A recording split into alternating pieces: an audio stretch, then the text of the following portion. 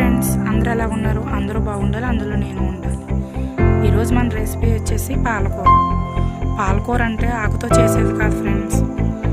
Pan పెట్టి oil పోసి ఒక ఎల్లుల్లిపాయ తీసుకుని ఆ ఎల్లుల్లిపాయ పొట్టు లేకుండా వేసుకుని ఫ్రై చేసుకోవాలి.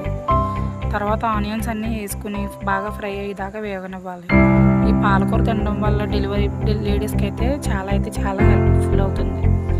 మిల్క్ ప్రొడ్యూస్ అవుతాయి. మా రిలేటివ్స్ అందరూ కూడా నా డెలివరీ సమయంలో నాకు మిల్క్ పడలేదని చెప్పేసి మా అమ్మగారికి వారంలో 2-3 సార్లు అయినా సరే ఈ కర్రీ వండి పెట్టమని చెప్పేవారు. నా డెలివరీ సమయంలో ఎక్కువ తిన్న కర్రీ ఏముందంటే ఇదే ఫ్రెండ్స్. ఇది చాలా పిల్లలకే కాదు, పెద్దలకే కాదు, ఎవరికైనా చాలా మంచిది.